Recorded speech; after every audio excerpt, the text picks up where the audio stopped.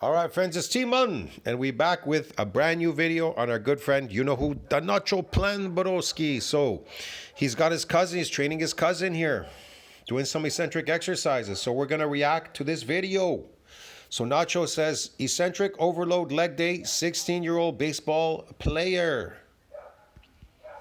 What's up, fellas? It's your boy Nacho, and today I'm going to be showing you guys my cousin's leg day.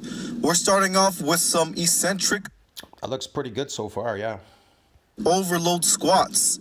This is already his fifth or sixth set, so he's pretty damaged already. But so we had to move down in weight. But he started off with a plate and a 25 and a 5. So if you guys can see, we are just sticking to the bottom. We are doing essentially a lengthened partial for squats, because doing a full concentric, it honestly wastes a bunch of energy. So I just thought, That's true, it does waste a lot of energy. You may as well just stay in the eccentric, yeah. but how about I just stick to the eccentric and just do as much reps as I can there in the most stretched position. So what we did about, we did like 16 sets of squats, because last week he didn't get damaged with 10 sets. So all right, I'll tell you what you got to do, because you said you were going down in weight. In an eccentric exercise, usually we just keep going heavier. Probably what you want to do is start out with a lighter weight, have him do like 12 repetitions, and then incrementally keep adding 5 pounds. You understand me? Keep going up in weight by 5 pounds and get him to do the exact same thing how you had him there, right here. The exact same thing, just keep going heavier and heavier. And to the point where maybe instead of 12 repetitions, he starts to go down to 8 repetitions, and then he hovers around there until he can't really do anymore. That's the whole point. Let me explain something to you. Legs are a big muscle group to damage. They take a lot to damage, even for myself. I mean, it takes a lot to damage legs, you know that? For some reason, I don't know why. So then it requires a lot more sets. You know what I mean? It's not like upper body. It's not like upper... Whoop. That was an accident. Sorry about that. Your one of your videos popped up. Anyway, so like I said, it takes a lot to damage legs. They're bigger muscle groups, so they require more sets. And the best is to keep moving heavier in weight. And because you said that he already got some damage, you did a couple sets, and then you went down in weight. An eccentric exercise, you do not want to go down in weight. So it's better you start then lighter and then go up higher. Never go down in weight. Start lighter and go heavier in weight. Always. That's how it works. All right. there in the most stretched position. So what we did about... we did like 16 sets of squats, because yeah, I do like 20, 25. Sometimes 20, sometimes 25 if I have to. It depends. I go on a feeling. You have to ask him how he feels. last week he didn't get damaged with 10 sets. So if his legs aren't weak from doing those exercises, you got to get him to do more. You know what I mean? You can move quickly through the exercise, like I told you, by adding increments in weight, 5 pounds. we did 16 or 17. Now we are doing some bodybuilding deadlifts. Look at this. He is just sticking to the bottom.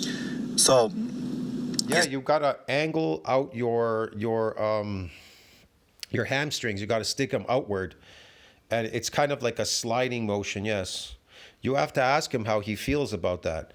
Some people do it with bent knees. I try not to bend my knees. I want to keep them straight, but in a slightly bent position where they're moving backward and I'm sliding up and down with the bar, so I can keep stretching that area. You don't have to go too high up. You only have to go eccentrically up and down. Stay in that eccentric zone. 2 plates, and then we did about... That was very good. He did a good job there. I know you're doing calves now too. This is really good, actually. I mean, you have to improvise. If you don't have a standing calf machine, you need to improvise with this. And are calves really stubborn to get damaged? It's not really that they're stubborn to get damaged, bro. They're a big muscle group, man. Come on, look at them, man. They're a big muscle group. They require a lot of work. They just require a lot of sets. Again, it's not like your upper body. You're doing dips, you're doing pull-ups. Those muscles are constantly getting overworked. Then you're doing your shoulders. I mean, come on. You're doing your chest area. They're always getting overworked from the previous exercise of whatever you're doing on the other muscle groups.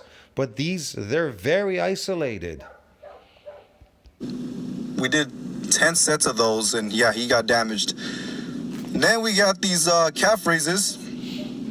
We had to improvise because everything was taken in the gym, and I'm on a time limit because this kid has homework. Right. So I had to improvise with the Smith machine calf raises. With these, I think we did like, I don't know, like. He's doing really well. I mean, he's doing really, really well. Yeah. 20 sets or something. Your calves are really hard to get damaged. So, yeah, man, his body's starting to take a lot more to become damaged. So, yeah, I'll see you guys later. Peace. He's doing okay. You don't want to do too much concentric on that. You really want to focus on the down force, down, down, down. Yeah. He's doing pretty good, man. I think he's getting it. He's getting it eventually. He'll get there eventually. But you have to ask him how he feels after doing these things. You know, what does he feel like when he's doing these exercises? Does he feel tearing in there? Does he feel weakness? How does he feel? It's important to know these things, really. You must know, you must go on a feeling. I'll see you in the next one. Touch. Think about that. Like, subscribe, support the channel. See you in the next video, friends.